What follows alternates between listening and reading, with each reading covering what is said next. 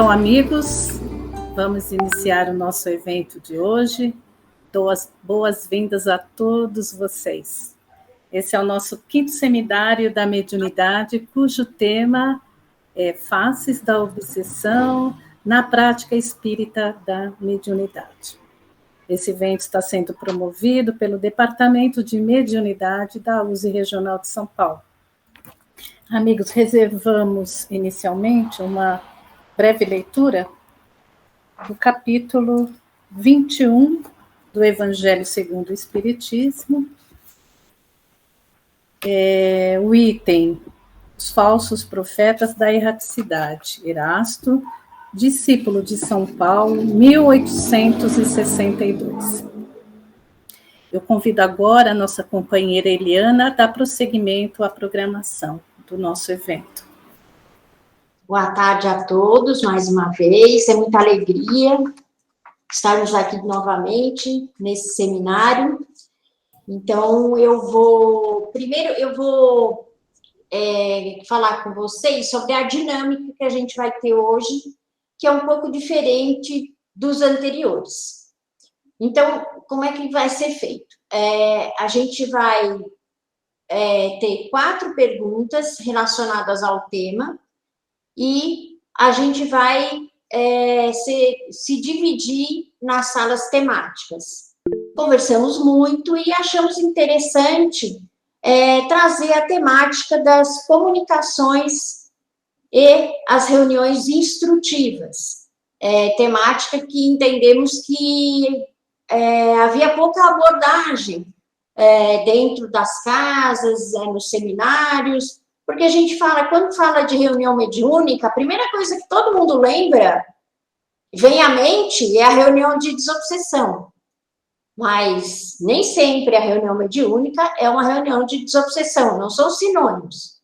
E dentro desse olhar, a gente entendeu que a reunião instrutiva era um tema que era pouco explorado e abordado nos seminários ou dentro da casa espírita, né? Então, a gente partiu dessa ideia para fazer esse trabalho, trazer essa reflexão sobre as comunicações instrutivas e as reuniões instrutivas. E foi assim que a gente se baseou nos seminários até agora, e encerrando a nossa programação desse ano, 2022, com esse seminário, que tem por tema a obsessão e suas faces na prática mediúnica. Então, o que a gente vai trazer de importante aqui, de reflexão, para embasar a discussão nos grupos, né? O diálogo dentro dos grupos. A gente vem observando que Kardec, quando vai tratar das reuniões mediúnicas, né, ele fala muito sobre a importância da reunião mediúnica para a comunicação entre nós e o plano espiritual. Então, partindo dessa ideia, quando a gente vai fazer um paralelo com o capítulo 21 do Evangelho segundo o Espiritismo, em que a gente vai falar dos falsos cristos e falsos profetas, aquela leitura que a Rosângela fez, o que a gente observa? Que dentro do vigiar e orai, né, a recomendação clássica, vamos dizer assim, a gente vai ter uma relação com esses espíritos que podem estar dentro da reunião mediúnica, ou seja, eles podem estar ali disfarçados, né? E nesse momento existe uma relação que acontece ali, que seria uma relação entre espíritos orgulhosos, médiuns vaidosos e homens cegos. Homens cegos no sentido de não compreender a situação que está se instalando, né? Não cego no sentido no significado textual, cegos nesse sentido de não avaliar o que está ocorrendo naquela reunião mediúnica. Então, esse alerta do capítulo 21 traz essas três categorias aí de essa tríade que pode desencadear esse quadro de obsessão. Então, é em cima desse contexto que a gente vai trabalhar hoje. Importante a gente observar que esse assunto que a gente está trazendo não é só uma questão da vivência da mediunidade, na reunião mediúnica ou em outros espaços em que a gente vivencia a mediunidade, mas também nos trabalhos da casa espírita, nos trabalhos em geral, né? Porque a gente nunca pode esquecer que a premissa máxima é que todos somos médiuns, mas nem todo médium é espírita. Então, acho que a gente precisa ter bem esse olhar, porque a gente não são sinônimos, né? Mas a mediunidade existe no planeta, porque é um sentido fisiológico. Então, dessa forma, a gente precisa olhar com esse olhar muito atento nessa questão em que estamos em comunicação constante, estamos sendo influenciados, né? A gente tem aquela clássica perguntinha do Livro dos Espíritos, né? Que aquela, acho que é do Beabá, né? Dentro da doutrina, né? Que os espíritos podem influenciar? E o espírito responde muito mais do que vocês imaginam. Então, isso, assim, devia ser um bordão na sala da reunião mediúnica, assim, para a gente ficar alerta, assim, né? Então, com base nessa premissa, nesse entendimento, nesse olhar, é que a gente vai para as salas temáticas trabalhar as perguntas que a gente vai apresentar. Queremos ouvir vocês, suas experiências, suas dificuldades, os seus entendimentos, para que a gente construa uma reflexão que a gente possa levar para o nosso dia a dia, para a nossa casa espírita, para os dirigentes, enfim. É uma construção para uma mediunidade mais positiva e uma mediunidade com mais qualidade. Então, é isso, gente. Muito obrigada e, então, seguimos aí para as salas temáticas. Bom, já que todos retornaram, vamos passar as apresentações. Cada sala elegeu um representante para, em 5 minutos, apresentar as conclusões que cada grupo chegou à questão formulada.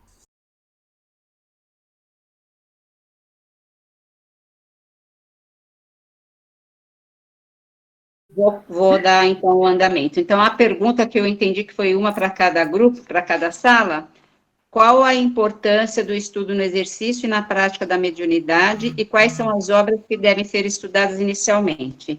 Então, dentro disso, muitas coisas a gente falou, me desculpa a falha que se eu não anotei tudo, com o estudo, conseguimos ter o quê? A percepção da comunicação que nós recebemos daquele espírito, tanto de uma comunicação de um espírito mais irritado, aquele que é mais calmo, com palavras doces. Os espíritos, eles estudam muito, a gente conversou isso. Então, eles têm sempre em mente, eles vigiam o médium, eles analisam para captar o quê? Os pensamentos e assim poder agir de acordo com a sua vontade e sua finalidade, né? Todas as comunicações devem ser passadas pelo crivo da razão, e todas elas devem trazer uma lição, um ensinamento. Então, sempre é muito importante a gente avaliar depois todas essas comunicações. E dentro dessa importância do estudo, nós vamos ter uma condição de não ser enganado, porque é muito fácil o espírito que está trazendo a comunicação enganar aquele grupo, se o grupo não é um grupo coeso que todos estudam, né?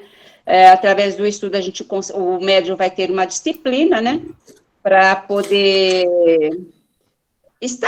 se ligar sempre, através dos estudos, ao plano maior e também se educar nas emoções, porque nós somos donos do nosso corpo, então o estudo vai trazer essa possibilidade de a gente conhecer nos entender e ter essa educação mediúnica.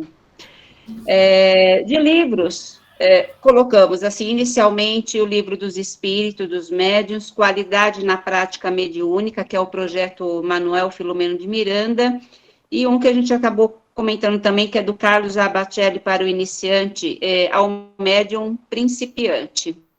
É esse, depois de um conhecimento, as obras básicas também de André Luiz, que traz bastante ensinamento sobre o mundo do outro lado.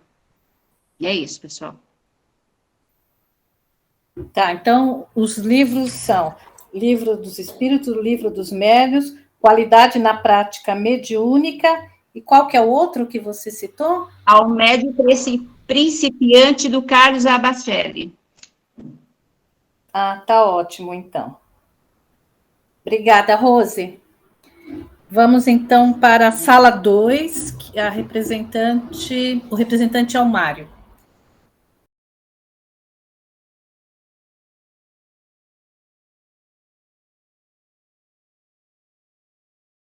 E na nossa sala a gente discutiu sobre a importância da organização para a reunião mediúnica. Isso realmente importa? Precisa de se organizar para fazer uma reunião mediúnica?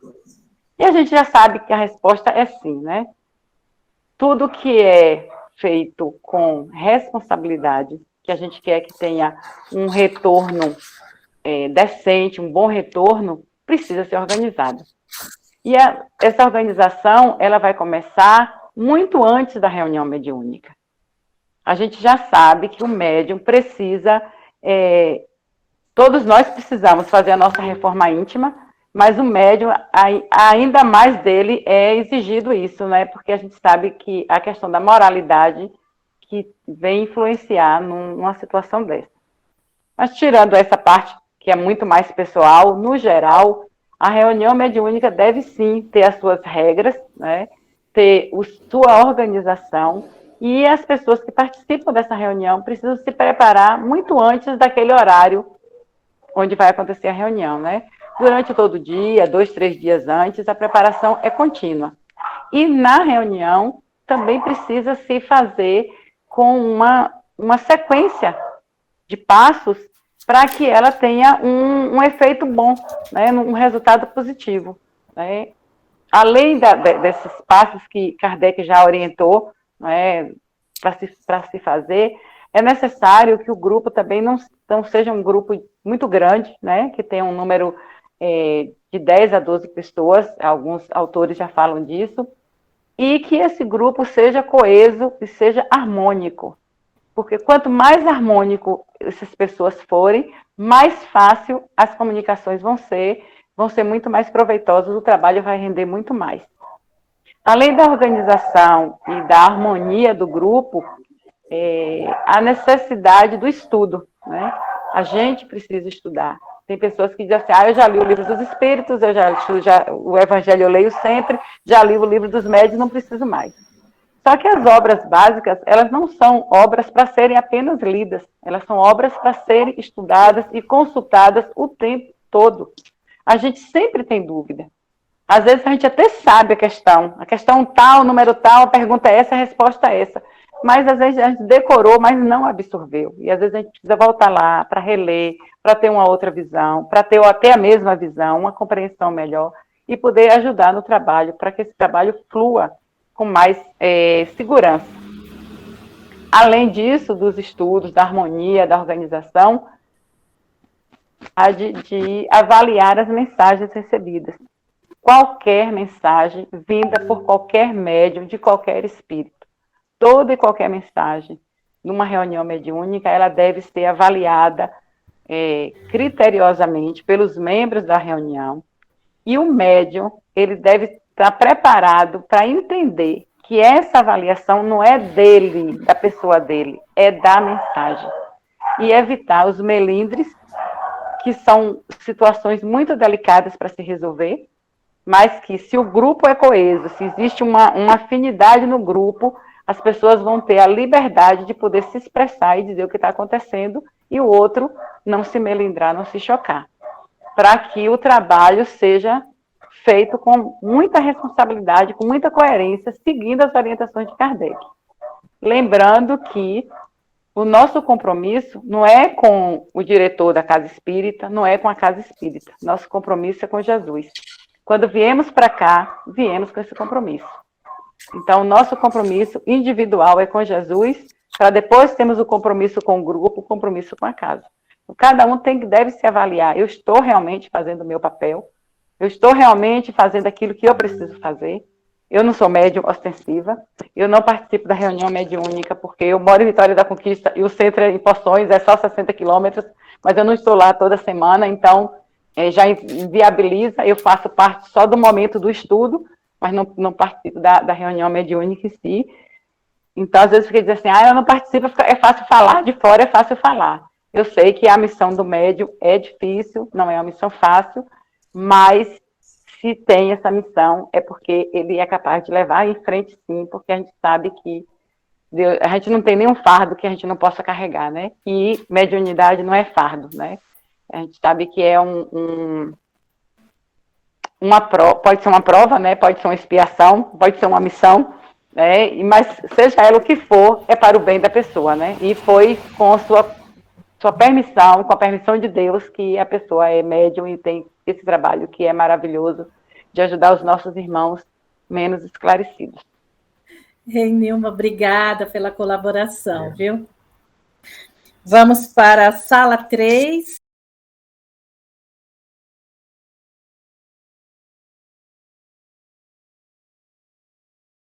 Bom, a pergunta do nosso grupo é: qual a importância da segurança para o médium no exercício da mediunidade, né?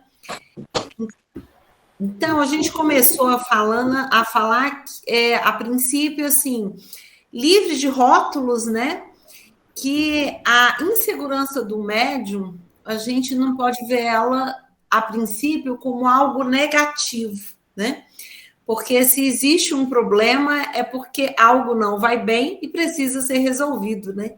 Os nossos amigos espirituais sempre nos mostram dessa forma, muito sutil, mas sempre nos mostram dessa forma. Então, na maioria das vezes, quando achamos que a insegurança do médium pode ser vista como um problema, nós olhamos no nosso grupo sobre um outro espectro, né? Será que não seria para chamar a atenção do grupo, né? Para que o grupo se reúna e não avalie aquela situação de uma forma harmoniosa, né?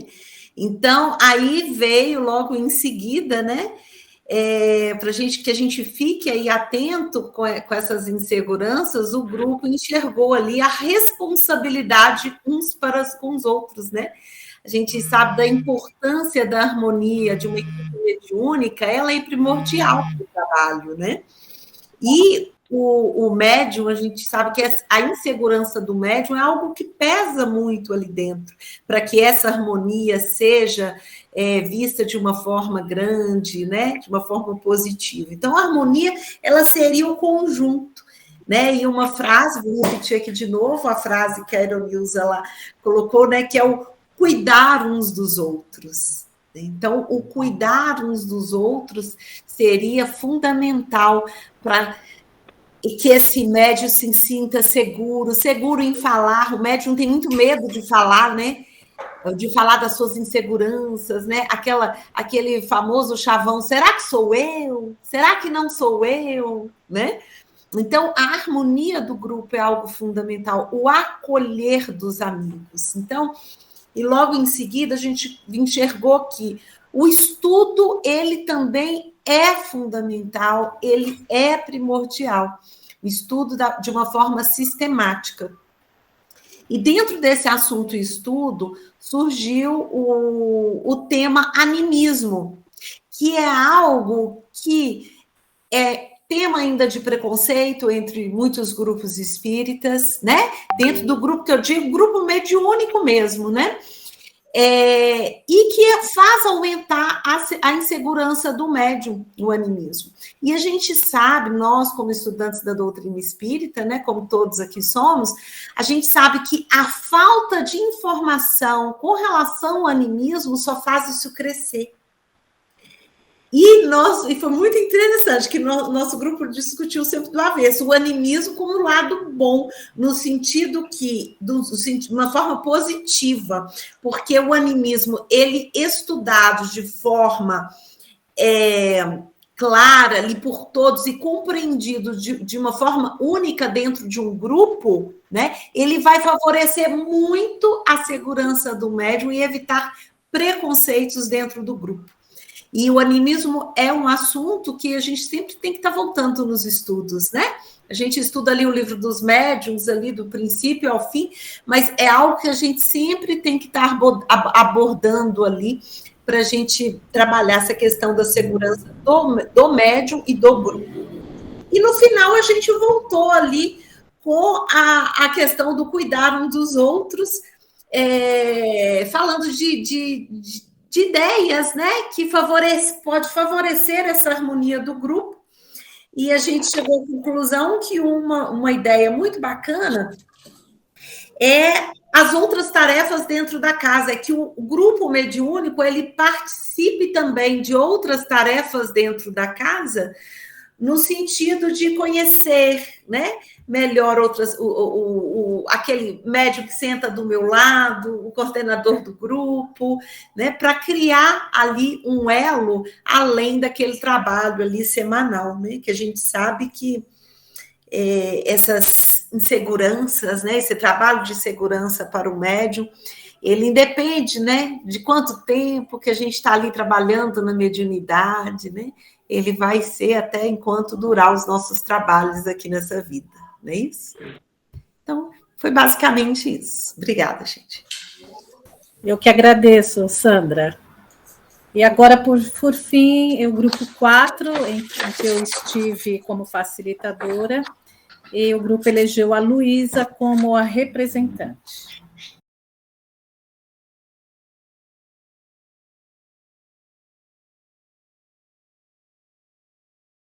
Então, o nosso grupo foi discutida a questão com referência à importância da confiança na direção do grupo mediúnico.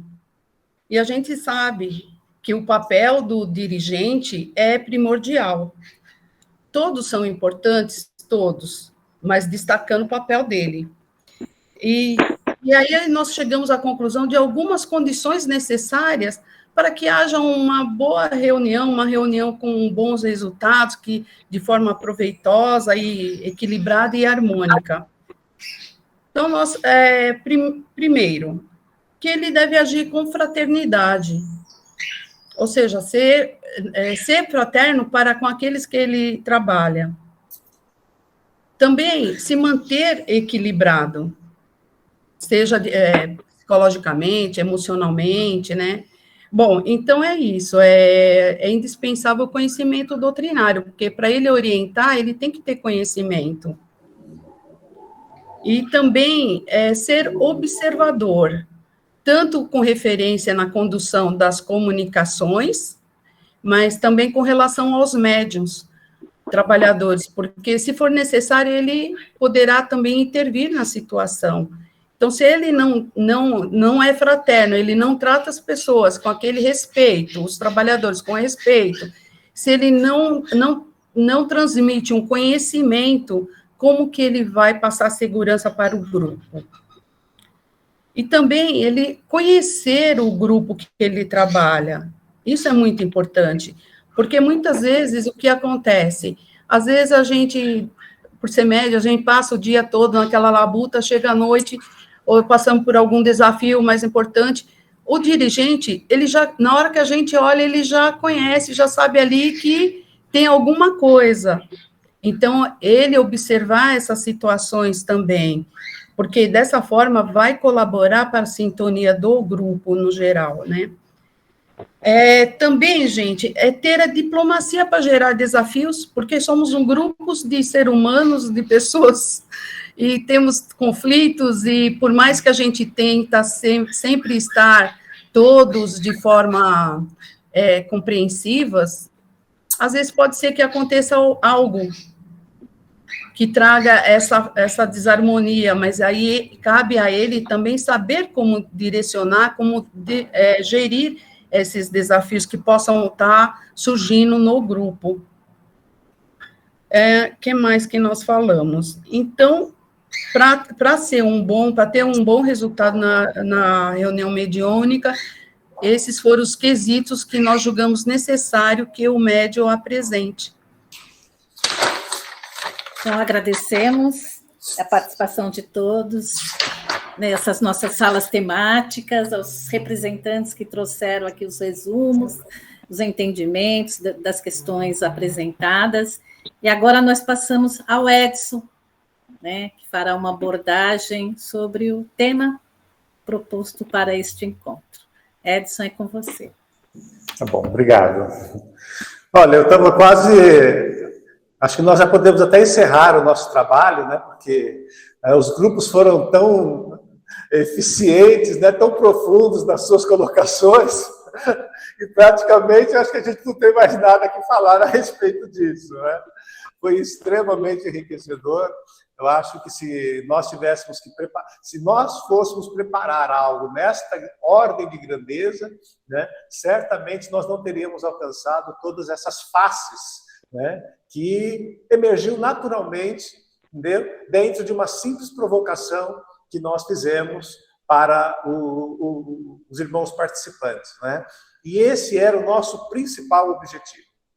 Mais importante do que aquilo que nós nos propusemos, né, a apresentar hoje, né, era exatamente trazer dos ouvintes, trazer de vocês, né, o olhar que vocês têm, a experiência que vocês têm, porque é isso que torna, entendeu, um trabalho desta natureza enriquecido, né? Nós conversávamos, antes de nós iniciarmos, né, que se Allan Kardec tivesse todas essas ferramentas que nós temos hoje, né, para conectar os distantes, né, fisicamente falando, né, eu não consigo nem imaginar o que ele teria conseguido realizar, né? Então, hoje nós temos aqui irmãos de São Paulo, de várias regiões aqui da capital, né? Temos irmãos de outros estados, Minas Gerais, Bahia, né? E olha, isso, só isto, né, já tornou o trabalho, né, essa nossa participação de hoje, entendeu? Como de um ganho inigualável para todos nós, tá? E eu fiz questão de anotar aqui, né, todas as observações que foram feitas pelos grupos, né, porque nós vemos isto como um manancial extremamente importante, até para que nós possamos estar, né, em oportunidades vindouras, né, já estamos aí preparando o nosso programa para 2023, nós estarmos chamando esses temas, porque são temas que foram apresentados e que podem ser, assim, esmiuçados de uma forma, assim, extremamente grandiosa, né? Então, eu acho que só por isso, gente, já foi um ganho realmente coletivo para todos nós, tá? Mas, dentro daquilo que nos propomos para hoje, nosso objetivo é falar sobre realmente a obsessão e essas suas faces na prática da mediunidade. Bom, meus amigos, a realidade que nós vivemos hoje, né, muitas das vezes, quando nós falamos sobre reuniões mediúnicas e sobre mediunidade, né, nós sempre temos que considerar essa dualidade que existe entre o mundo ideal e o mundo real, né? Toda vez que a gente tenta interpretar a mediunidade apenas pelo mundo ideal, a gente falha. E toda vez que a gente tenta interpretar a mediunidade, né, apenas a partir do mundo real, nós também falhamos, né? A sabedoria da gestão desse conhecimento é quando nós enfrentamos esse assunto a partir desse equilíbrio entre aquilo que é o mundo ideal e aquilo que é o mundo real. Aquilo que acontece no mundo real da mediunidade e aquilo que deveria acontecer dentro do mundo ideal da mediunidade. E foi por esta razão que nós fizemos questão de colocar ali no cantinho aí da imagem de vocês, né, o planeta Terra, né, essa imagem do planeta Terra. Porque toda vez que nós falamos sobre o estudo da mediunidade, ou sobre a mediunidade, nós temos que considerar a realidade da humanidade que habita o nosso planeta Terra, essa terra maravilhosa que nos recebeu e que nos acolhe como uma oportunidade de tratamento para uns e de aprendizado para outros, né? Mas qual é a característica dessa humanidade? Ainda é uma característica de uma humanidade no mundo de provas e expiações. Todos nós gostaríamos de já estar, né, numa condição de regeneração ou de a condição das humanidades que estão nos mundos felizes. Mas essa ainda não é a nossa condição. Nós estamos dentro desse processo de transição, mas nós não podemos, né, tirar o nosso olhar, né, para que nós tenhamos uma interpretação correta sobre aquilo que, de fato, ainda caracteriza a realidade da humanidade da Terra. E dentro dessa realidade, né, que nós estamos chamando a atenção, né, nós vamos considerar, né, algumas características que ainda são próprias, né, da humanidade na Terra. O que nós encontramos, né, de uma forma muito presente ainda na sociedade que nós vivemos? A impaciência de uns, né, a agressividade de outros, né? Hoje nós estamos vivendo, né, num mundo em que os extremos estão muito presentes, né, e conflitando muito em relação aos seus pontos de vista, às suas verdades, né? A questão da indiferença, a questão do medo, a questão do desinteresse e a questão, às vezes, do excesso de autoconfiança. Quando eu falo do excesso de autoconfiança, é exatamente por quê? Porque ser confiante é necessário e desejável. Agora, tudo que é excessivo, nós temos que tomar cuidado. Né? Edson, só um momentinho. A Sandra Monteiro levantou a mão, desculpa te interromper. Eu não sei se ela está com alguma dificuldade. Sandra? Eu acho que foi, então, levantou sem querer. Desculpa te interromper. Se for alguma coisa, ela pode escrever no chat que a gente acompanha. Tá bom, então.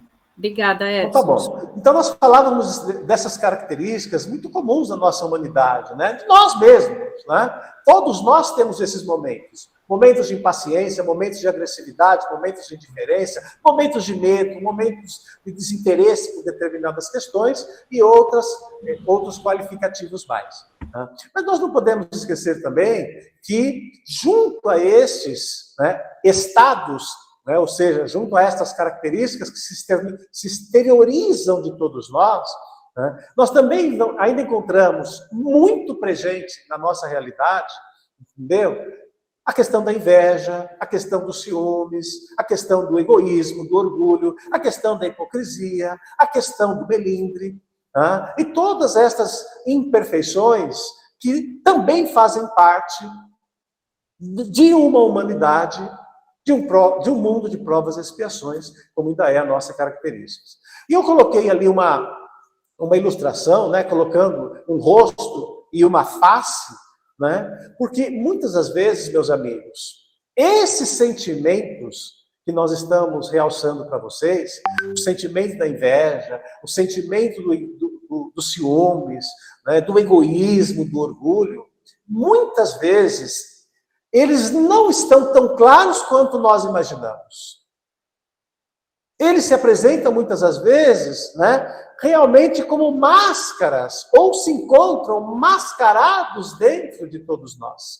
Né? Porque é muito fácil nós identificarmos, né, as dificuldades e as doenças e os problemas dos outros, mas nós temos uma extrema dificuldade de fazer uma autoanálise em relação a certas questões que também caracterizam ou nos caracterizam no âmago do nosso ser.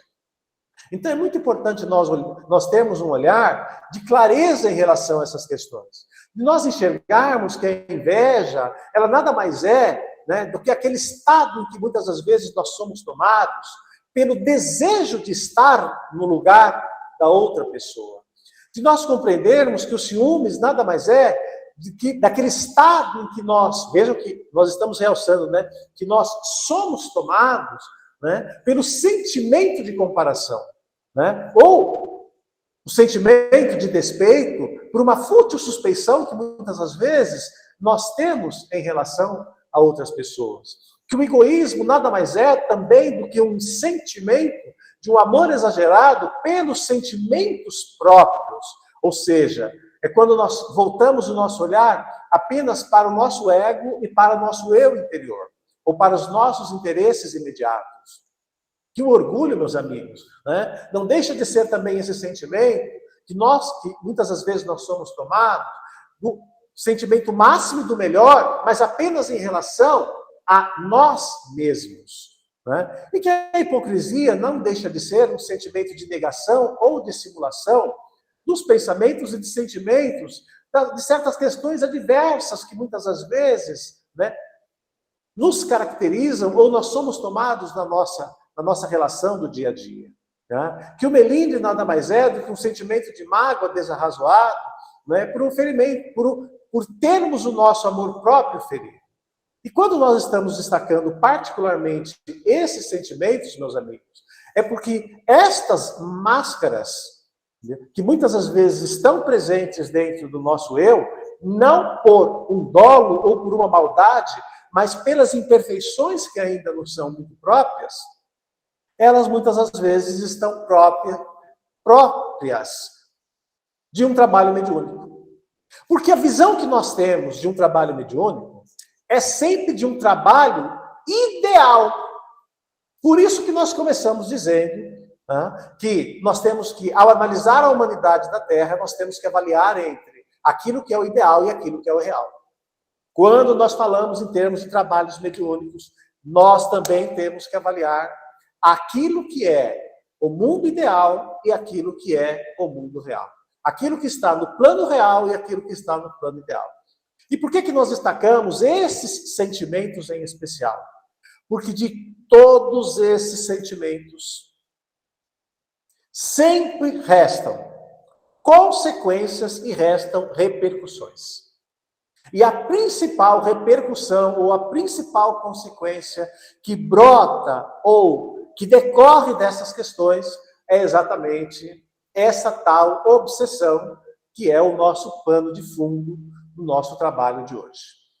E quando nós falamos em obsessão, meus amigos, nós estamos enfrentando, ou estamos abarcando, melhor dizendo, todas as modalidades que foram categorizadas pelo nosso irmão Allan Kardec. Vejam que Allan Kardec ele foi tão profundo na sua análise, na observação dessas questões, entendeu? Que ele não apenas deu uma denominação ou uma definição para um fenômeno chamado obsessão, como ele teve o cuidado também de estabelecer uma classificação. E por que Kardec teve essa preocupação? Porque ele, desde aquele momento, ele identificou que a obsessão não é uma coisa só, não é um fenômeno só.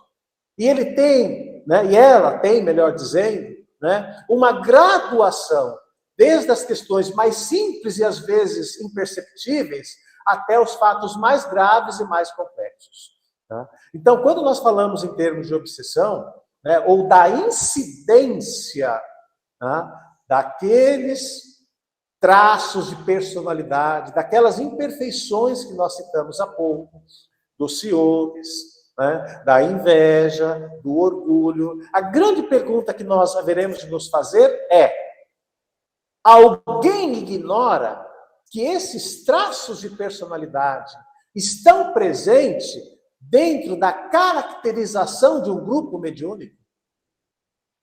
Dentro da organização de um grupo mediúnico? Aí as pessoas poderão dizer: não, mas isso não deveria estar lá. A pergunta é, alguém ignora que esses traços de personalidade se exteriorizam dentro de uma reunião mediúnica?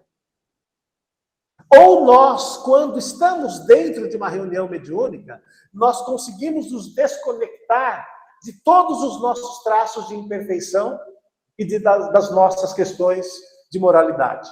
Não. Quando nós estamos dentro de uma reunião mediúnica, nós somos nós mesmos. Apenas com o diferencial de que nós nos fazemos um instrumento para a manifestação dos espíritos. Mas se eu sou um instrumento que ainda trago o orgulho muito forte na minha alma, esse traço de minha personalidade está presente. Se eu sou um instrumento que ainda traz essa fragilidade do egoísmo, a fragilidade do egoísmo, nas minhas participações, isso estão presentes. Então, nós não conseguimos, né, desconectar o que nós somos na nossa essência em relação aos papéis que nós realizamos dentro de uma reunião mediúnica, dentro de um trabalho mediúnico. O que nós somos na nossa essência é como nós estamos dentro e colocamos dentro de nossas participações nos trabalhos mediúnicos. Então, é muito importante que a gente compreenda isso, porque quando nós falamos em obsessão, meus amigos, esse assunto está diretamente relacionado com aquilo que nós viemos estudando ao longo de todo esse ano, dentro do tema reuniões instrutivas. E por que esse assunto é tão importante? Obsessão, ou melhor, essa relação obsessão e reuniões instrutivas. Porque nós aprendemos no Livro dos Médiuns, com o nosso irmão Allan Kardec, que as reuniões instrutivas, elas podem oferecer grandes vantagens, não só para o grupo mediúnico, mas para todos os trabalhos de uma casa espírita. Através do quê, meus amigos? Através dos estudos e dos conhecimentos, daquilo que nós partilhamos com os nossos amigos espirituais, nas áreas de ciência, nas áreas de filosofia, nas áreas de religião.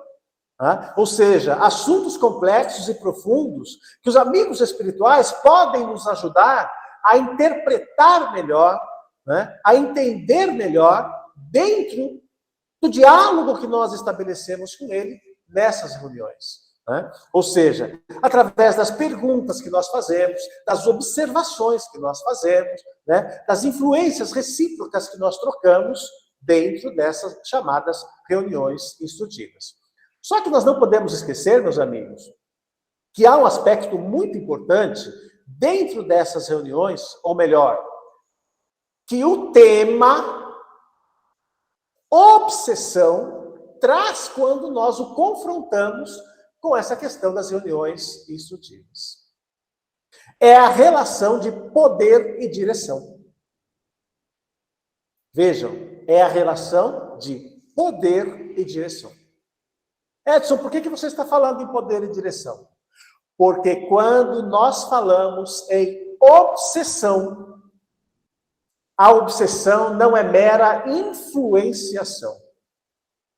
A obsessão, tal qual apresentada pelo nosso irmão Allan Kardec, ela tem o objetivo essencial de estabelecer um domínio sobre.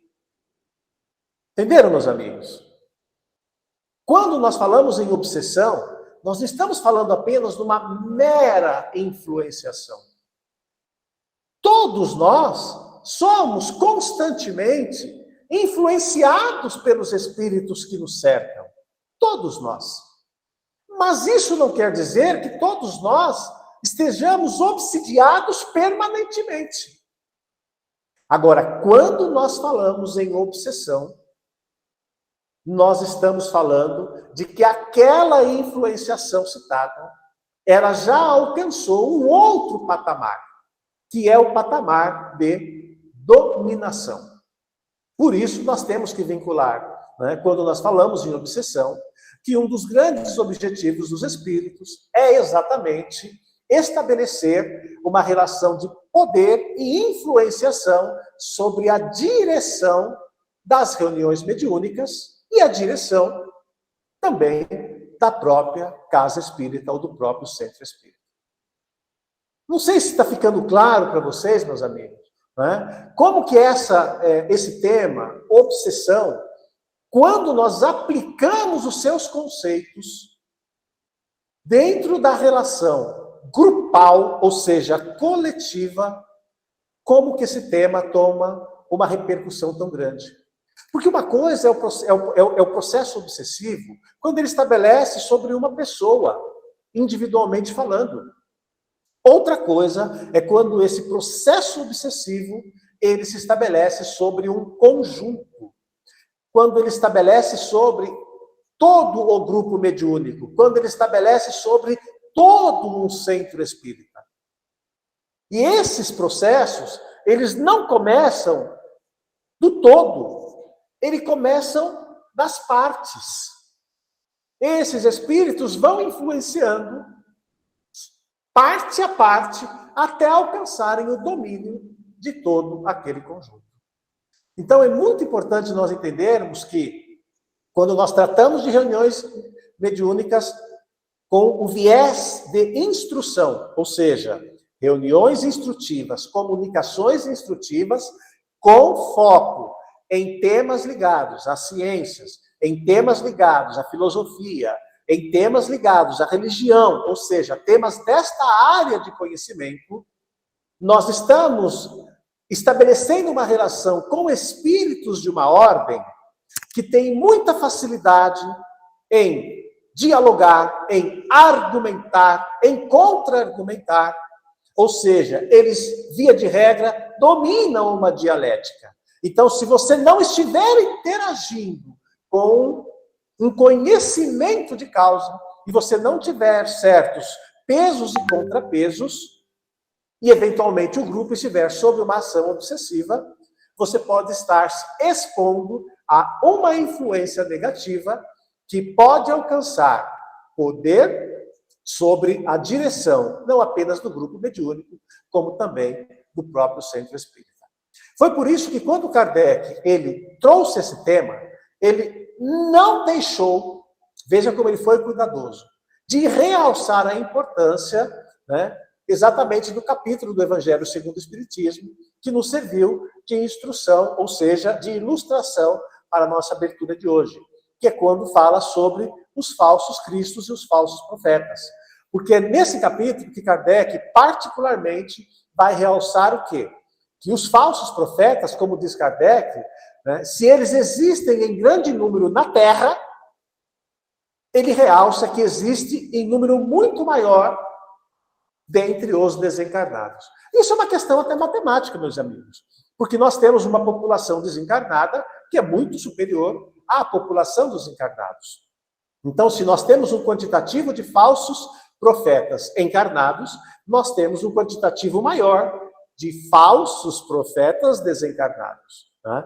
Então, é quando Kardec vai realçar que esses espíritos, né, via de regra, são espíritos orgulhosos, que se transvestem de falsas aparências, e que, sem o menor escrúpulos, eles não se furtam, até mesmo de usar de nomes que nós na Terra, né, somente os usamos com certos cuidados, com certas reverências, né, com muito respeito, mas para estes espíritos, isto pouco importa para eles.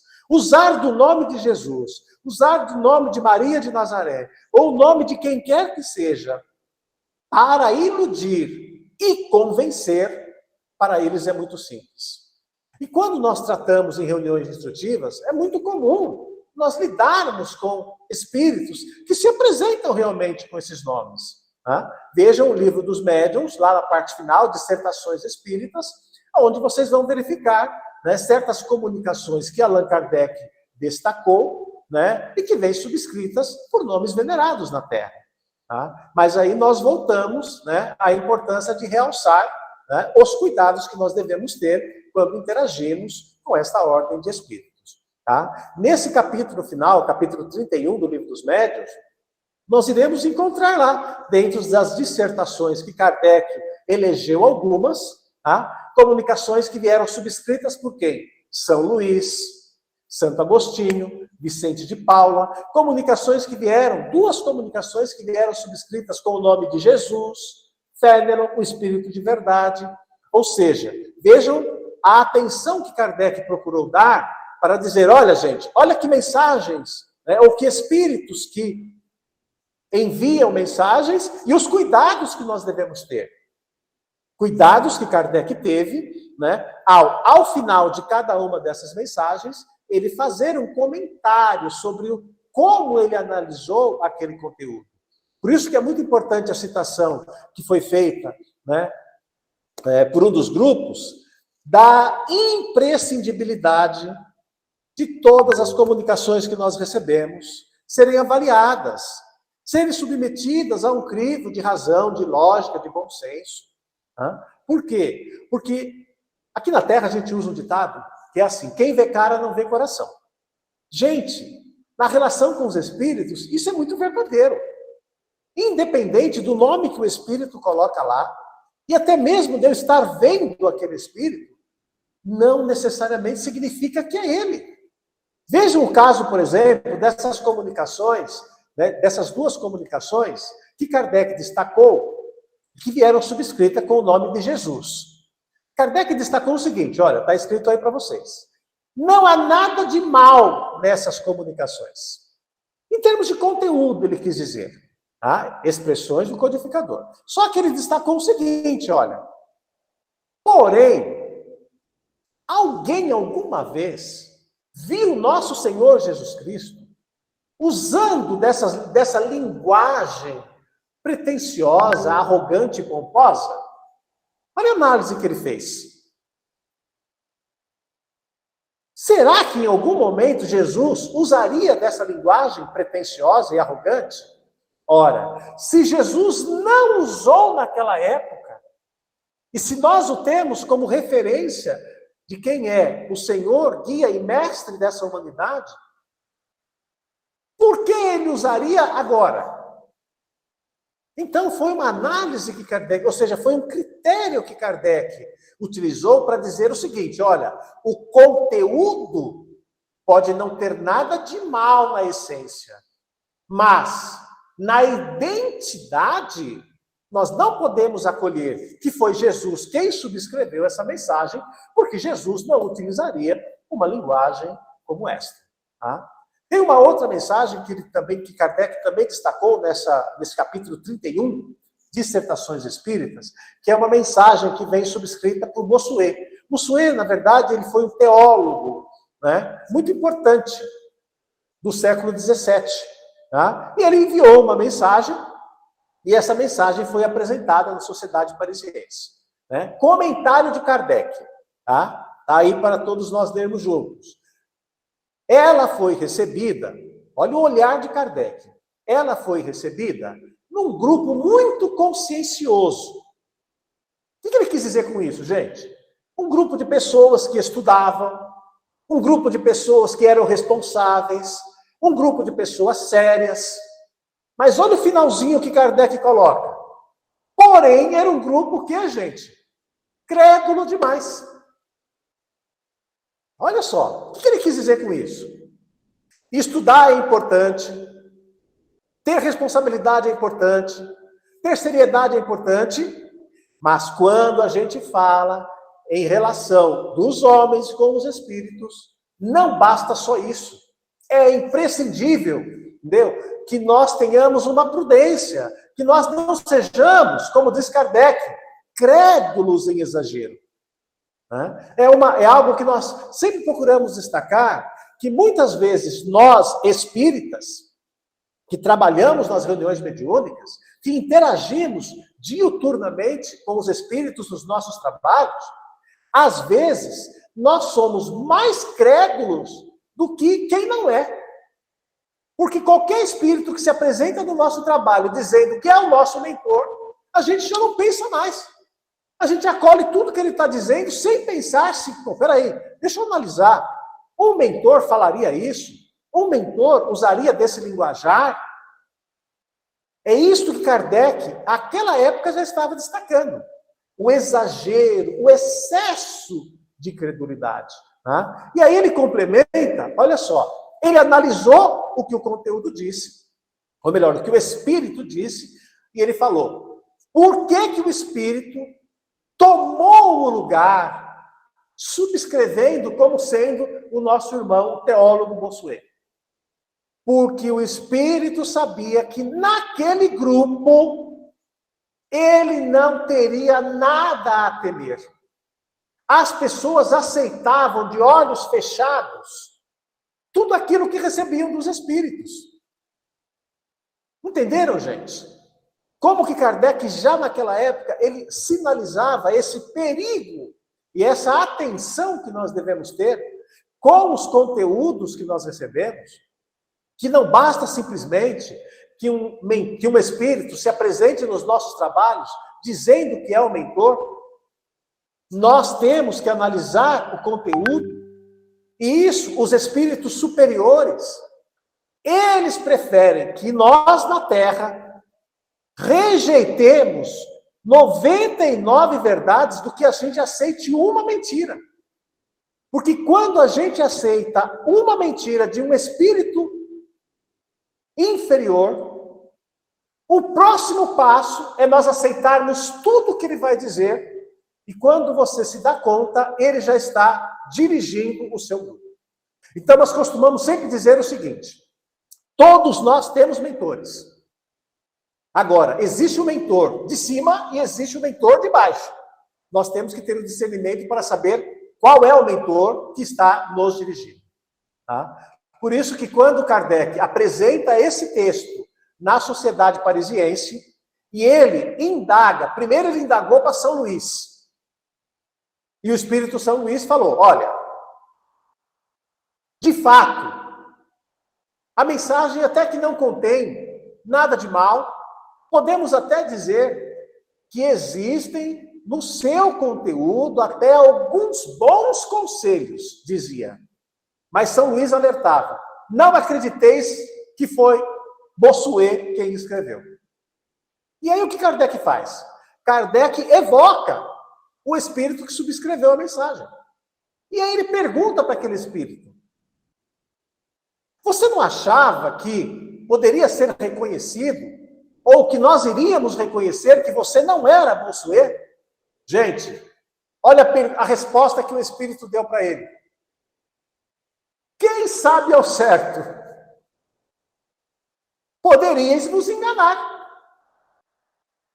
E mais, ele complementa dizendo: outros, menos observadores, teriam aceitado o que eu falei.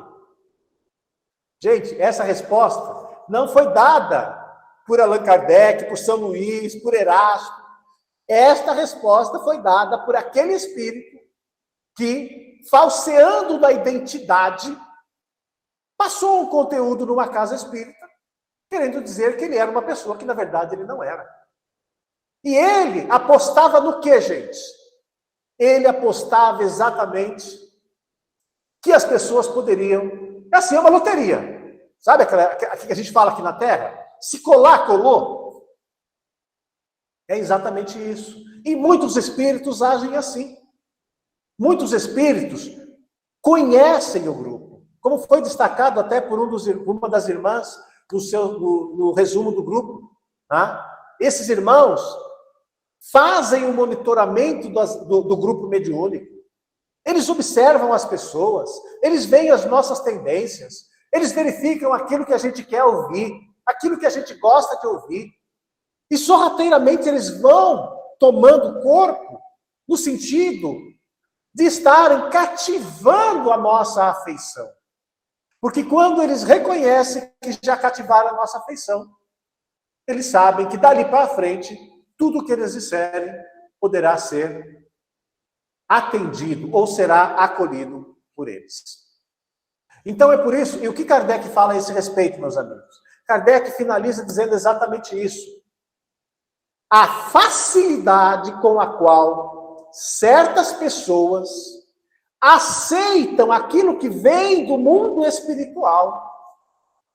Olha só, trazendo nomes venerados na Terra, é o que encoraja a ação de espíritos enganadores e mistificadores. A pergunta que nós fazemos, né, a provocação que nós fazemos para a reflexão nossa de hoje, meu amigo, né, quanto será que mudou isso que Kardec está dizendo lá em meados do século XIX? Nós já estamos há mais de 160 anos. E a pergunta é, será que essa facilidade diminuiu? será que essa facilidade aumentou? Está igual? Ou será que essa facilidade até aumentou? Será que hoje nós temos, no conjunto de todas as casas espíritas, mais grupos que se preocupam com isto, ou mais grupos que aceitam facilmente o que qualquer espírito apresenta para eles? Essa é uma reflexão que nós temos que nos fazer. Porque todos nós trabalhamos no centro espírita, todos nós trabalhamos em reuniões mediúnicas. Todos nós temos uma convivência diuturna com os espíritos. E a grande verdade, meus amigos, é que esses espíritos só agem com tanta facilidade porque eles encontram em nós um déficit. Que déficit, meus amigos? Déficit do estudo, como foi destacado. Porque eles sabem que quando nós estudamos, nós ampliamos a nossa capacidade de discernimento dos conteúdos. Então, espíritos enganadores e espíritos mistificadores não incentivam a estudar. Muitas vezes esses espíritos incentivam que os grupos trabalhem. E muitas das vezes eles falam ostensivamente: nós temos que trabalhar, nós temos que trabalhar, nós temos que trabalhar. E poucas vezes falam que a gente tem que estudar. Por quê, gente? Porque eles sabem que, enquanto nós estamos trabalhando sem estudar, nós estamos reféns destes irmãos. Por isso que Kardec fala lá no texto do Evangelho, né? Naquele tripé que foi citado no nosso início. Quando nós nos deparamos com espíritos orgulhosos, médiuns vaidosos e homens cegos, esse é a plataforma ideal para que nós possamos encontrar a instalação de processos obsessivos, que começam por pessoas e, quando você vê, alcançam todo o grupo. Pode parecer uma coisa, gente, entendeu? Muito simples isso. Mas uma coisa é aquilo que a gente lê na teoria e entende. Outra coisa é você absorver de fato o que nós lemos e colocarmos em prática estas questões. Por isso que nós temos que nos perguntar como é que nós lidamos com essas comunicações. Como é que nós lidamos com os espíritos? Como é que nós dimensionamos o alcance da influência de certos espíritos pelos seus ditados nas reuniões mediúnicas, pelas mensagens que eles enviam? E isso nós devemos estar diuturnamente referindo-nos a essa questão, fazendo uma autoanálise. E é por isso que as mais seguras recomendações para as reuniões mediúnicas, todas elas prescrevem a importância de você fazer uma análise do trabalho.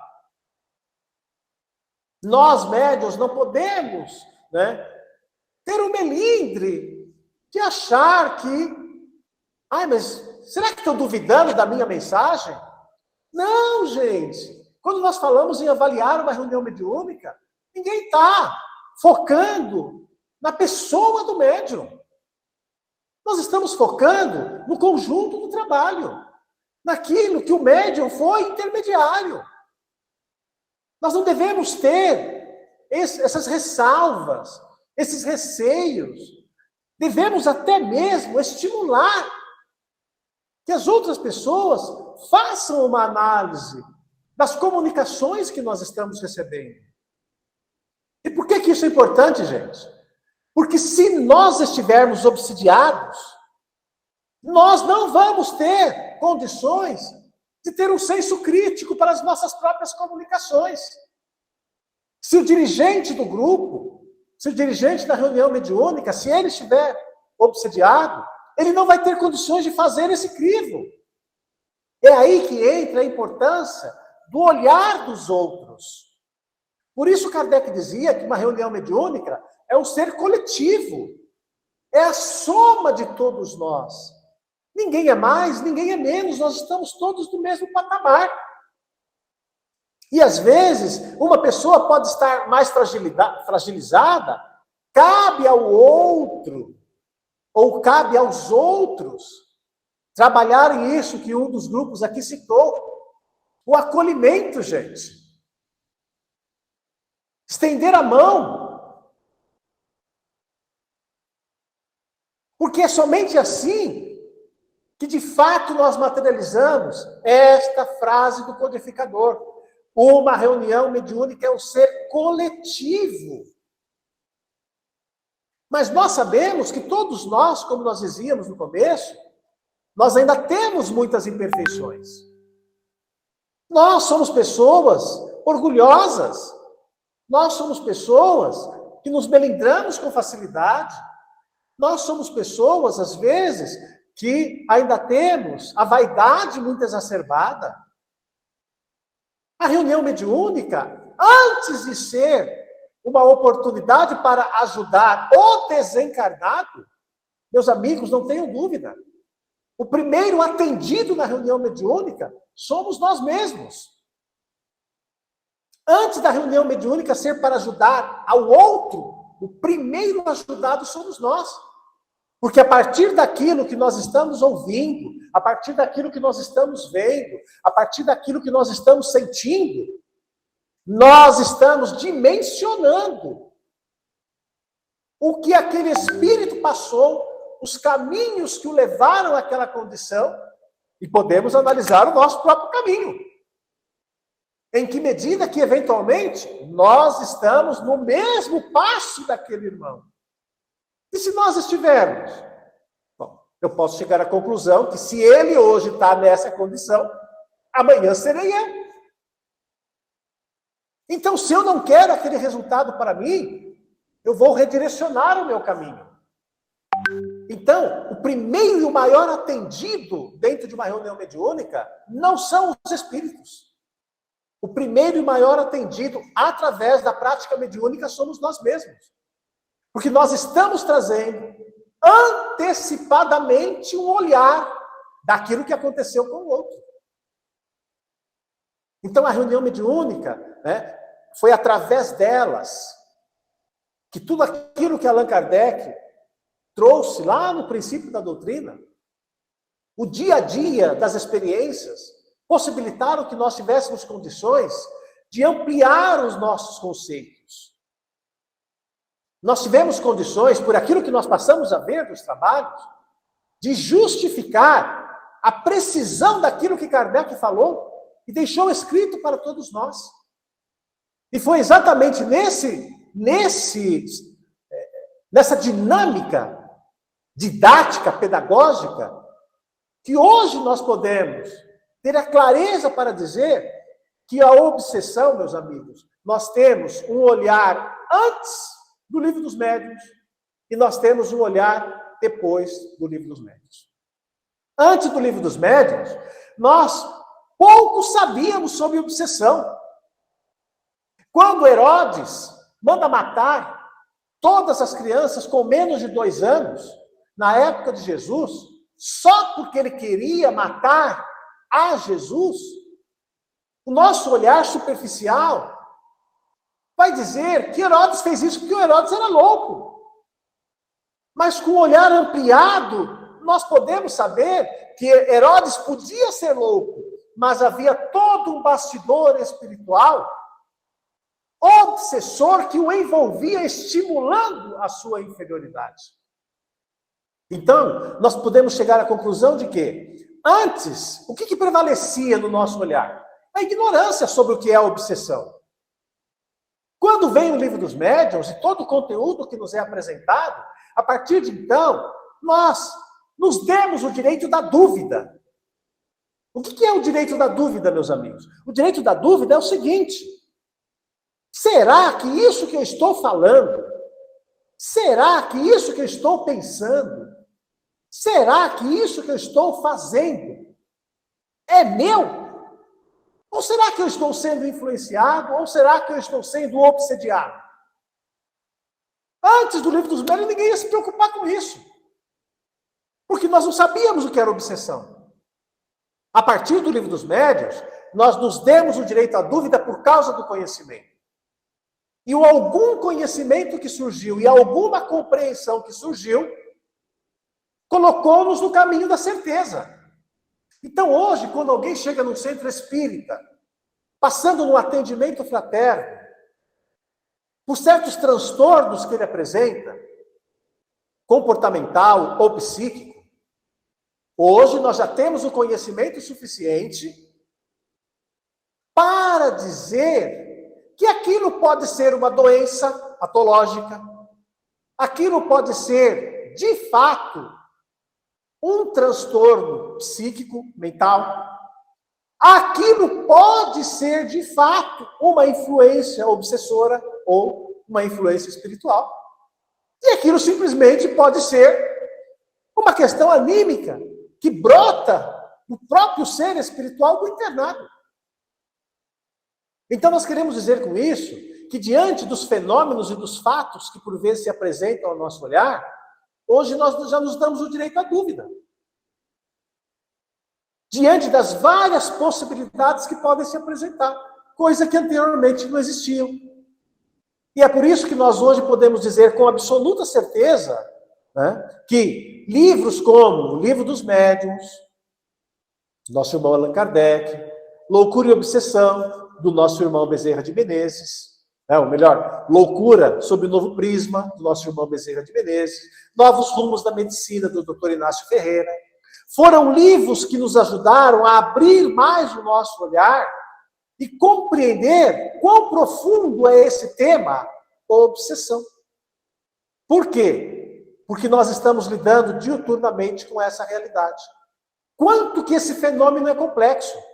Ele é complexo, meus amigos, pela diversidade das suas causas possíveis. Existem causas da obsessão que remetem, de fato, a questões espiríticas, vamos chamar dessa forma, ou seja, a influência de outros espíritos. Mas existem processos obsessivos que são anímicos. Não tem outro espírito atuando sobre nós, são os nossos próprios traços anímicos do passado, que por vezes emergem auto-obsediando a nós mesmos. Existe a complexidade da obsessão daquilo que nós podemos chamar a temporalidade das causas, ou seja, causas que nos remetem ao passado, das nossas reencarnações. Mas existem muitos processos obsessivos que não têm nada do passado. Elas foram provocadas no nosso hoje mesmo, na nossa presente encarnação. A complexidade que nos projeta os efeitos ao futuro. Existem processos obsessivos que a gente colhe o resultado na nossa própria encarnação e no nosso próprio hoje. Se nós olharmos os sanatórios, os hospitais psiquiátricos, nós iremos encontrar uma infinidade de irmãos pacientes que não são doentes mentais.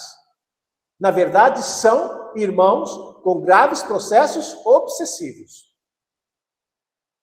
Mas nós também nós sabemos muito bem que existem certos casos de alguns irmãos que a influência obsessora projeta os seus efeitos para o pós-encarnação ou para a vida futura. Tá? E aí vai, meus amigos, a multiplicidade de agentes, né? São todas variáveis essas que nós apresentamos aí para vocês, mostrando como que esse fenômeno é complexo e que nós não podemos ter um olhar superficial em relação a essas questões. Por quê, meus amigos?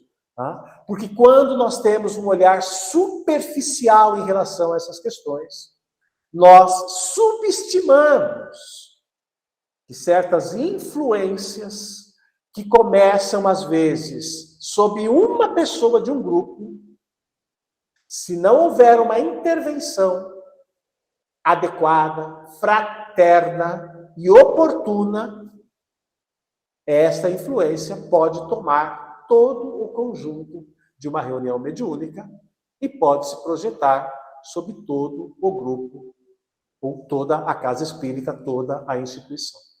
Porque nós estamos falando de certa casta de espírito, que tomando por nossas as palavras que Jesus utilizou lá na sua época, quando ele dizia, com essa casta de espírito somente jejum e oração.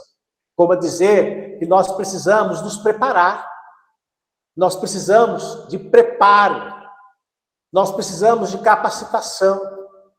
Preparo, capacitação, meus amigos, deve ser realmente algo contínuo. Nós precisamos ter um olhar de observação sobre o que realmente está acontecendo com o nosso grupo, com o que está acontecendo com os membros participantes. Ter um olhar de observação para o conteúdo das comunicações que nós estamos recebendo. Porque esses conteúdos mostram muito para nós os bastidores espirituais que nós não estamos vendo. Então, quando nós falamos em obsessão, meus amigos, não cometamos o erro de acreditar que os piores obsessores são aqueles que se apresentam para nós e dizem o que querem fazer. Eu quero acabar com você, eu quero acabar com o seu grupo, eu quero fechar as suas portas. Os piores obsessores não são os que dizem, são aqueles que não dizem, mas aproveitam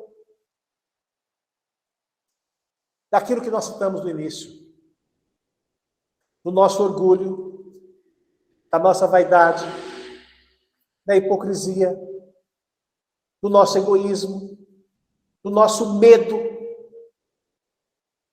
da nossa insegurança. Estes são os piores, porque de uma forma imperceptível atuam, instalam-se sobre as mentes, iludem, cativando os sentimentos e passam a se fazer senhores desses conjuntos. Então é muito importante que nós compreendamos que quando a gente fala em termos de obsessão, toda obsessão é grave. Não tem obsessão menos grave ou mais grave. Mas é fundamental, é de fundamental importância que a gente compreenda que quando falta o estudo, ou a deficiência do estudo, quando sobra a insegurança do médium, às vezes por falta de acolhimento e às vezes por falta de conhecimento, quando o grupo não tem uma organização e não segue uma metodologia para os seus trabalhos, e essa metodologia já está toda ela sacramentada no Livro dos Médiuns, quando falta ou não há uma relação de confiança entre os membros participantes e a direção do trabalho, meus amigos, o maior problema que surge de todas essas questões é que lá na frente nós estamos hoje cevando um terreno que lá na frente vai plantar ou vai nascer esta árvore chamada obsessão. Então, todo grupo que não zela pelo estudo, que não cuida da sua organização, que não cuida das relações fraternas entre os membros, e disso gera uma falta de confiança recíproca entre todos. Todos os lugares onde tudo isso sobra, na verdade, nós estamos preparando caminhos para que espíritos dessa ordem que Jesus se refere possam aproveitar dessas deficiências exatamente para se instalarem e semearem as suas ideias, os seus sistemas absurdos, as suas ideias fantasiosas, mas que o grupo aceita porque nunca teve a preocupação, nunca teve o regramento de zelar com senso crítico, de submeter à análise todos os conteúdos recebidos do mundo espiritual. Então é um assunto muito sério e muito oportuno, entendeu? Para o tempo, ou para esses tempos que nós vivemos hoje.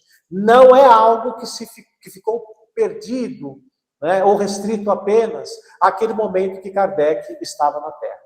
Isso está mais presente do que nós imaginamos, né? E se a obsessão é um problema para os indivíduos, ela é um problema maior ainda para as coletividades. Porque existem certos espíritos, meus amigos, que eles não querem fechar as portas da casa espírita. Eles querem apenas descaracterizar os seus trabalhos. E para descaracterizar os seus trabalhos, eles precisam fazer com que as pessoas percam a credibilidade. Para que os olhares de fora percam a credibilidade daquilo, do trabalho que é apresentado pelo conjunto dos trabalhadores daquela casa.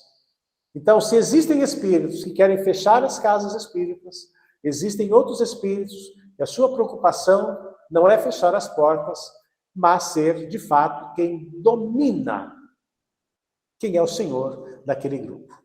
E a única medida, a única vacina que nós conhecemos, que a de melhor eficácia e efetividade para isso, é aquela dualidade que já nos foi apresentada há mais de 160 anos.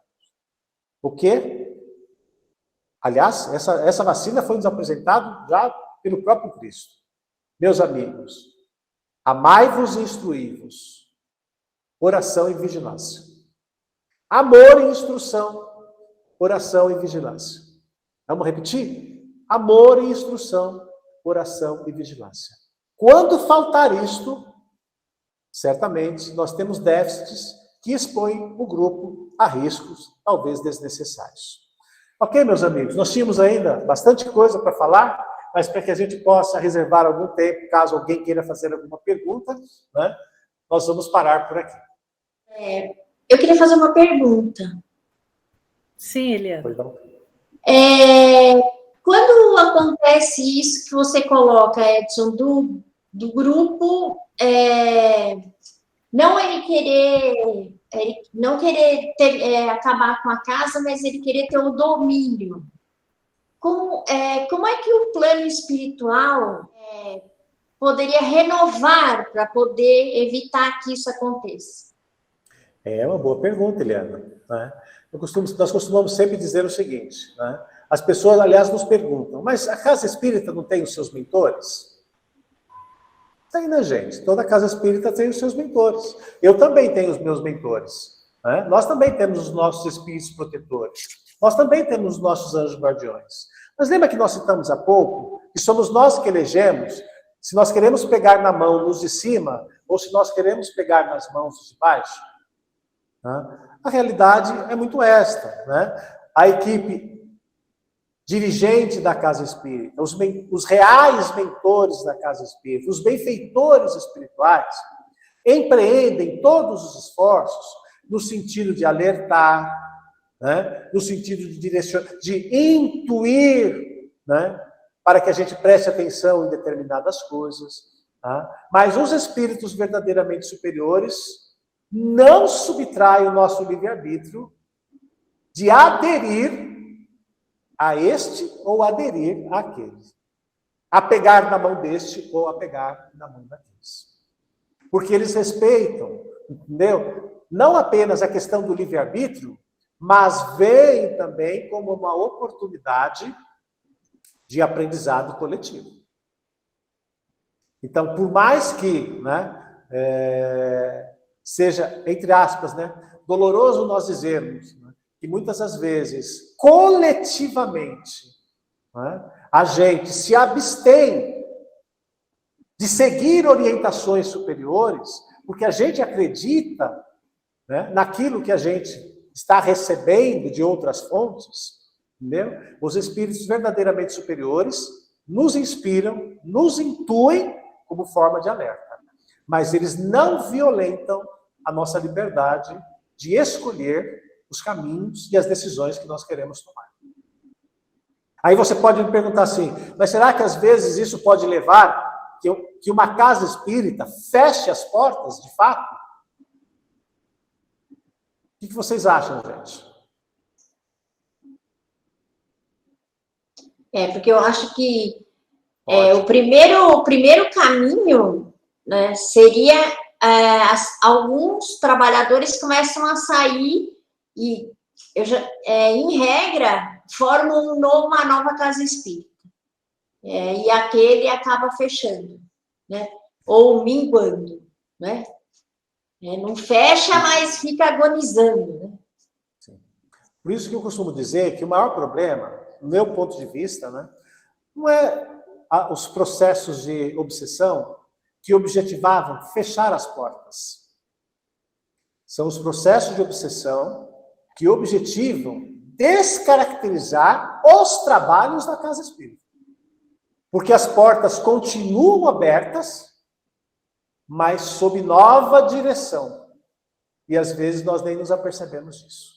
É aí que, quando você menos espera, né, práticas que não existiam na origem da casa espírita, né, elas começam a surgir. Práticas, às vezes, que são um tanto quanto ritualísticas, um tanto quanto místicas. E aí você fala, mas não sei por que aconteceu isso. Porque a gente aderiu a certas inspirações e intuições de forma irrefletida. Então, são casos muito comuns em que esses espíritos obsessores não querem fechar as portas, mas querem ter o domínio dos trabalhos ali realizados. Edson Luciano, por favor. Boa tarde, Edson. Boa, Edson. Eu queria saber o seguinte, o que eu tenho percebido, pelas lives, nós temos comentado ultimamente, é que é um grupo que determina o tipo de espiritualidade que vai ter na casa espírita.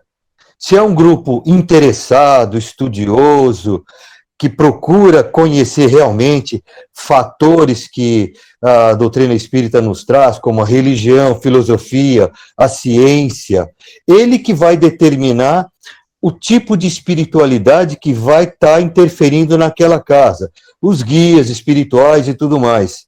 Seria isso? Porque eu tenho visto que nós, antigamente, achávamos que era o plano espiritual que escolhia o grupo, e aquele grupo escolhido pelo plano espiritual é que iria estudar e tudo mais. Mas eu tenho percebido que não é bem assim. Estou errado, eu gostaria que você me esclarecesse a esse respeito, por gentileza. Essa é uma ideia que sempre se teve, né? Ou seja, os escolhidos, né? Eu costumo brincar dizendo, né, que é a história dos escolhidos. Né? Na realidade, os trabalhos espirituais na Terra, os trabalhos das casas espíritas, eles começam por um conjunto de espíritos na vida espiritual. Parte desse grupo reencarna e parte continua trabalhando do lado de lá. Então, nós temos uma relação natural com esses espíritos que são parceiros nossos, né? E é muito comum, mais do que a gente imagina, essa alternância, né? Ora, essa parte do grupo que estava na vida espiritual reencarna, a que estava aqui volta para o mundo espiritual e fica esse ciclo de alternância entre ora lá e ora cá. Né? E os trabalhos, né, espirituais são comumente acertados dentro dessa interação, ou seja, dentro daquilo que está no âmbito de possibilidade dos irmãos que se encontram na Terra, dos médiuns que estão na Terra, dos instrumentos que estão na Terra. Tá? Então, é natural nós termos uma relação com um grupo espiritual, ou seja, com um grupo de desencarnados. O problema é que quando nós estamos na Terra, muitas vezes nós acabamos sofrendo influência de outros espíritos e de outros grupos, e às vezes perdemos a conexão com o nosso grupo natural, com o nosso grupo originário. E passamos a ser dirigidos por mentes espirituais que não têm nada a ver conosco. Tá? Então, dentro do que você perguntou, você indagou, Edson, tá? De fato, nós temos uma relação natural com um grupo espiritual, né? Traçamos trabalhos, planejamos trabalhos e descemos para a Terra. Parte fica lá, parte está aqui na Terra. Então, nós temos uma relação natural uns com os outros.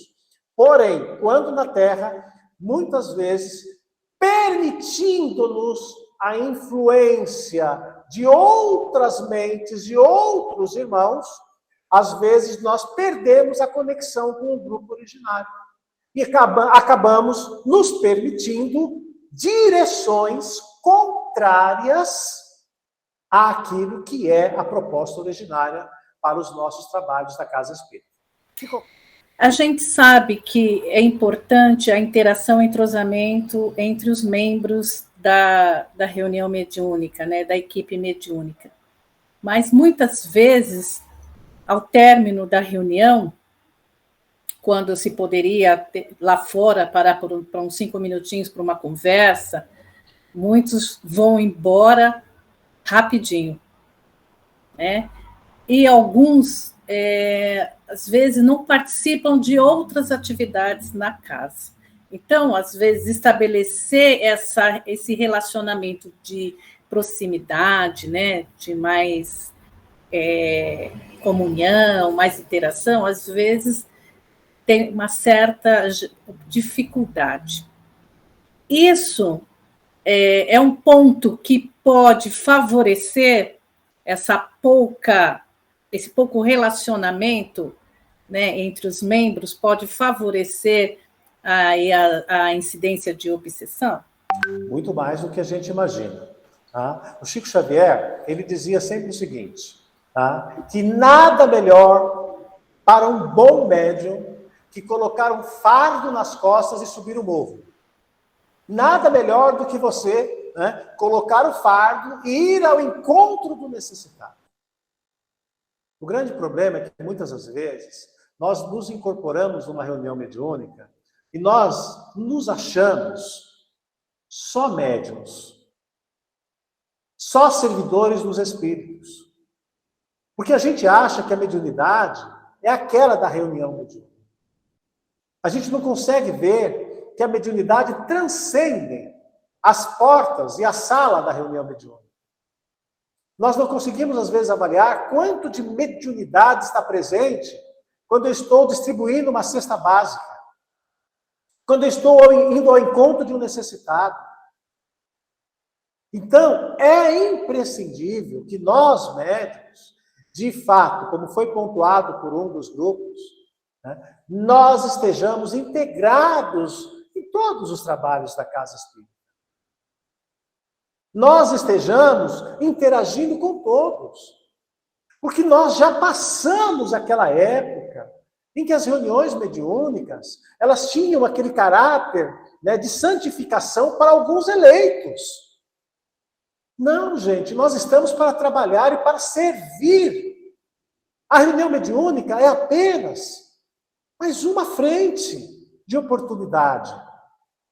Por isso, volto à citação de Chico Xavier.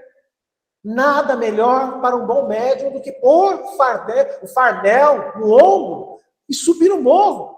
Ver o sacrifício que é, a dificuldade que é. É isso que nos sensibiliza. Existe um erro muito comum que acontece conosco, médiuns, que a gente ganha muita sensibilidade para os espíritos e perde sensibilidade para os encarnados. Eu sinto mais os desencarnados, mas sou indiferente com o que está acontecendo com meu irmão encarnado.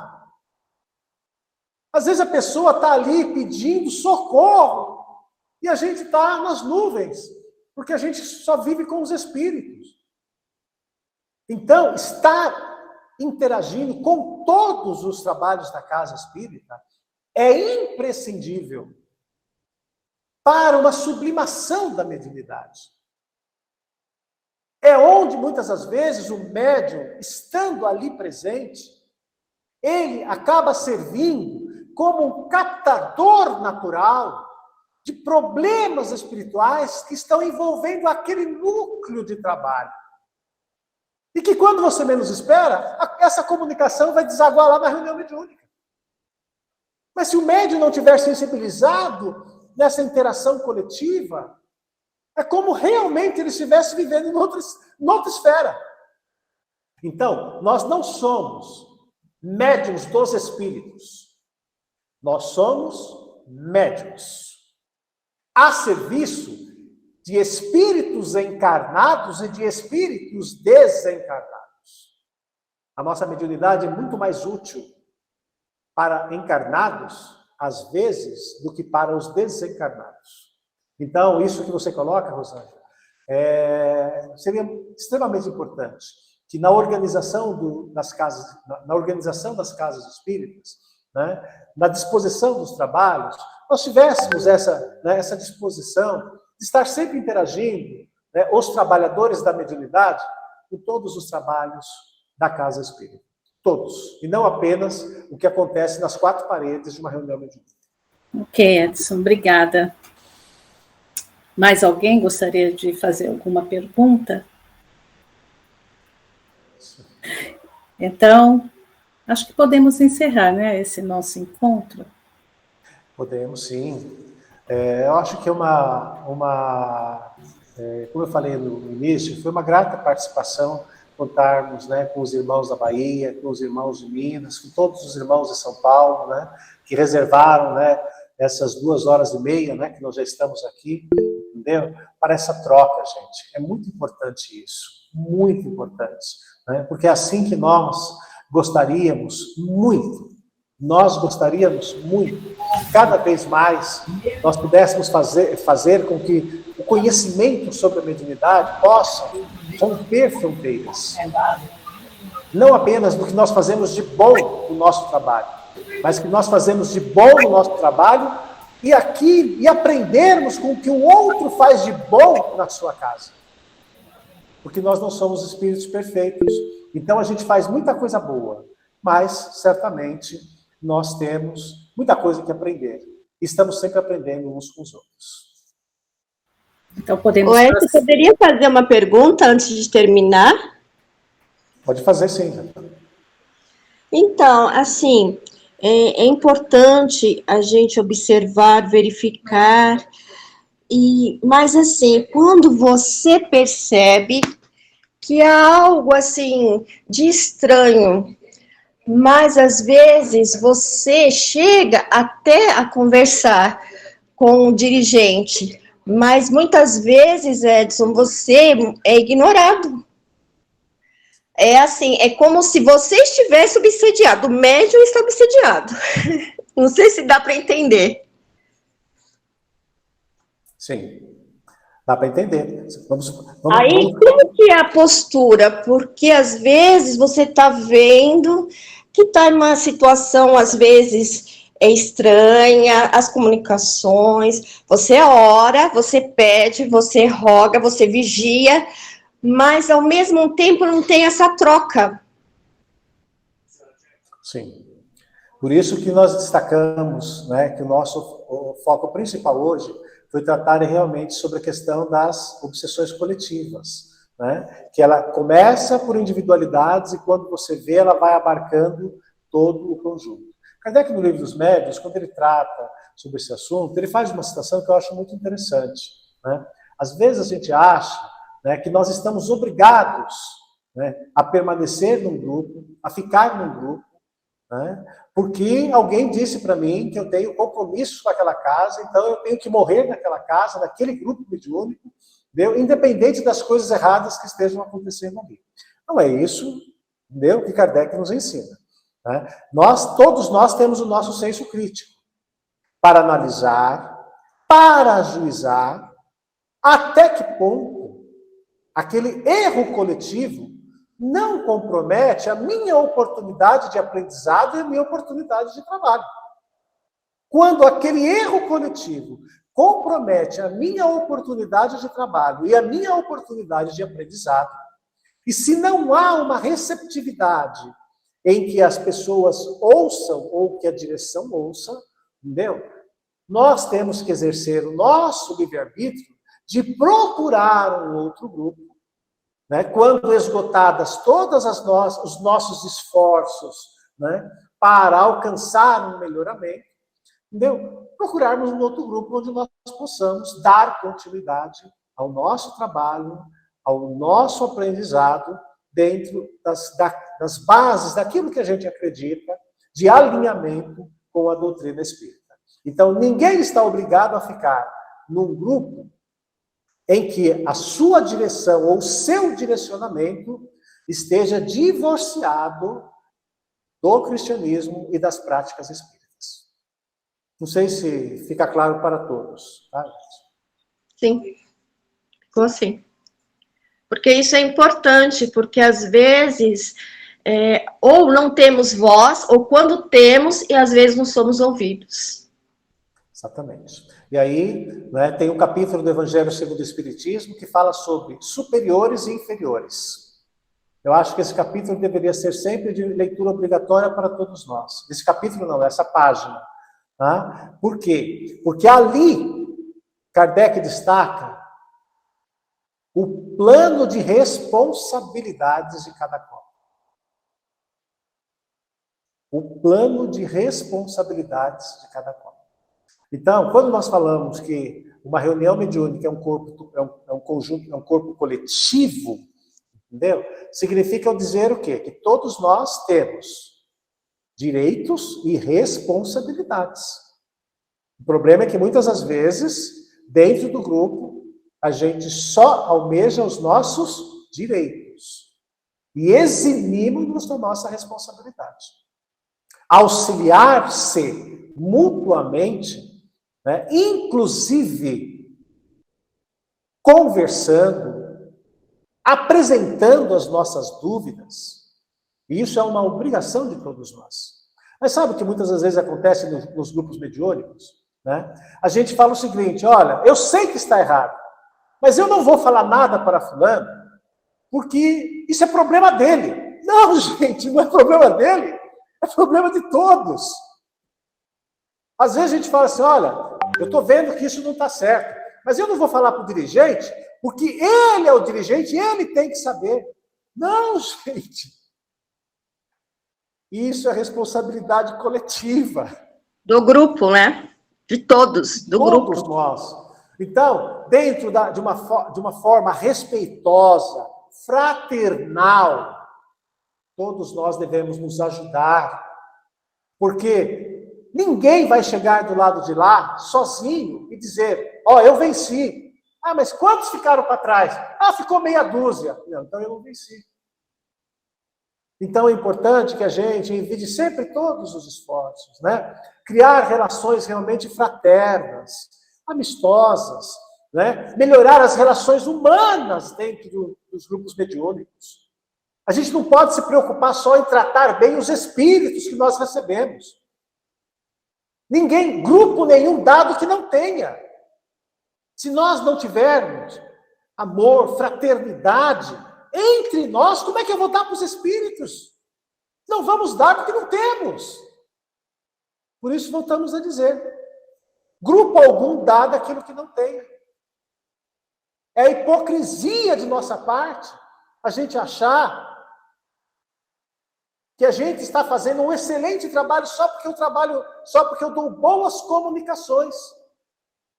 Trabalho mediúnico não é só trabalho de boas comunicações, é um conjunto da obra. Por isso que é muito importante, né, que a gente melhore. Eu acho que talvez os maiores problemas que a gente encontra nos grupos mediúnicos não está nos espíritos. O maior problema está nas relações internas dentro do grupo. Muito obrigado, meus amigos, pela atenção, pela paciência de nos ouvir nesse tempo que ficamos aqui.